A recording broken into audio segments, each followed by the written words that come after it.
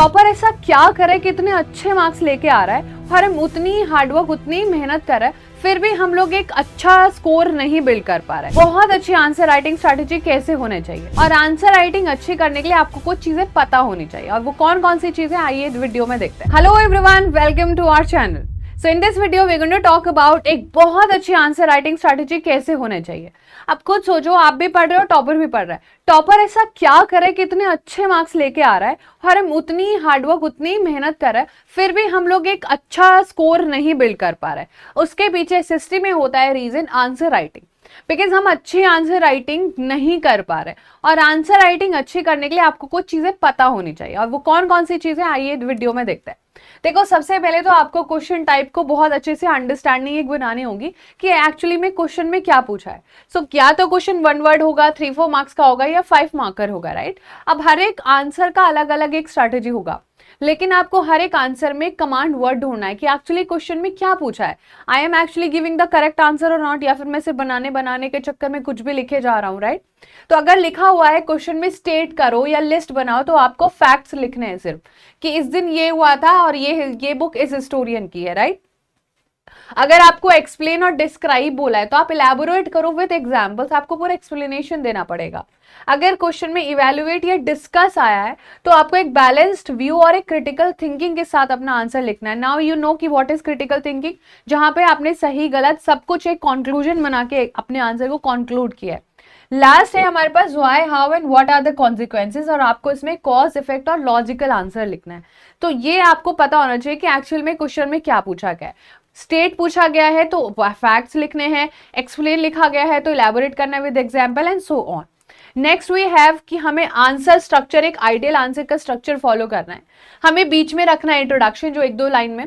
Next हमें define करना है ब्रीफली जो भी सारा हो रहा है। मान लो फॉर एग्जांपल हमसे कुछ भी पूछा है कि हिस्टोरियोग्राफी क्या होती है, तो आपने हिस्टोरियोग्राफी लिखा। आपसे पूछा 2 एग्जांपल दो हिस्टोरियोग्राफी के और कंक्लूड कर दो फिर दस देयरफॉर, है ना, हेंस ये करके जो हम पूरा हमने दिखाया भी आपको आंसर राइटिंग करके। तो एक आंसर क्या होता है, आपने पूरा का पूरा दोबारा से जो क्वेश्चन पूछा था, for example hence this is historiography, hence the above examples are showing the historiography, तो आपको कंक्लूड भी करना है। So that is how ideal answer looks like. उसके बाद है हमें कुछ मेन बॉडी बनानी है अपने आंसर की। आपने क्लियर और नंबर्ड पॉइंट्स में लिखना है। थोड़ी हैंडराइटिंग इंप्रूव कैसे होगी वो आपको पता है। ये सारी चीजें आएंगी कैसे, सारी चीजें हवा में नहीं आएंगी। These will be helping you out in the practice phase. आपको बहुत सारी प्रैक्टिस करनी पड़ेगी, जिसके लिए हम ऑब्वियसली चैनल पर बहुत सारी लाइव क्लासेस करने वाले हैं। आपको अच्छा आंसर कैसे लिखना है, how you can actually improve your answer writing, सब कुछ मिलने वाला है। सबसे पहले हमने क्या करना है, क्लियर और बहुत ही नंबर्ड पॉइंट पर, लाइक 1 2 3 करके आप लिखते हो ना, तो अब टीचर को भी लगता है। फिर उसमें भी आप अंडरलाइन कर रहे हो। कोई कीवर्ड है तो उसको ब्लैक पेन से लिख दिया, पूरा आंसर ब्लू से लिखा, लेकिन कोई ऐसा कीवर्ड है जो बहुत जरूरी है, उसको ब्लू पेन से लिख दिया या ब्लैक पेन से लिख दिया जो बहुत ज्यादा हाईलाइटेड दिख रहा है। टीचर वैसे ही बहुत ज्यादा इंप्रेसिव हो जाएगा और एफर्ट्स आपके आंसर में दिखेंगे।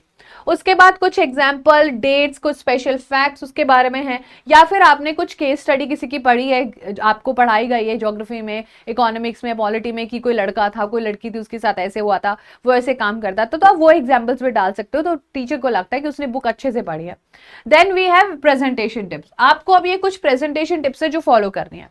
आपका आंसर बहुत अच्छे से निकल के आएगा। कोई भी आंसर लिख के देख लेना, रैंडमली कुछ भी लिख के देख लेना, और रैंडमली जब आप लिख रहे होगे तो उसके कुछ हेडिंग्स डालो, कुछ सब हेडिंग्स डालो। कुछ कीवर्ड जो बहुत ज्यादा होंगे तो पेंसिल कर सकते हो यूज, आपके बोर्ड एग्जाम में तो अंडरलाइन कर देना उसको। बुलेट पॉइंट्स यूज कर सकते हो, नंबर यूज कर सकते हो। एक नीट हैंडराइटिंग कैसे आएगी, प्रैक्टिस से आएगी।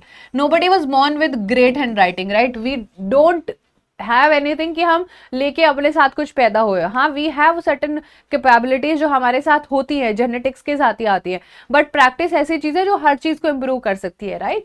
यहाँ पर इफ एप्लीकेबल कुछ डायग्राम्स बनाने हैं, कुछ मैप्स वगैरह आप बनाना चाहते हो कि हमारे वेस्टर्न घाट्स कहाँ पर है, अब वो तो फिर टीचर खुशी हो जाएगा कि अरे बच्चे को ये भी पता है वेस्टर्न घाट मैप्स पे कहाँ पर है, तो देखो कितना ज्यादा अच्छा लगेगा ना। तो ये कुछ प्रेजेंटेशन टिप्स है, although I just rearrange it so that you can read it once you see this, right. तो आप इसको केयरफुली एक बार जरूर देखना। तो ये कुछ टिप्स थी और बहुत ही बेसिक सी है ना, ज्यादा कुछ है भी नहीं इनमें। तो ये कुछ ट्रिक्स है जो आपको जरूर फॉलो करनी है, और ये धीरे धीरे step by step he build होती है। देयर इज नो वे कि 1 दिन में, 2 दिन में, 1 हफ्ते में, 1 महीने में बिल्ड हो जाएगी।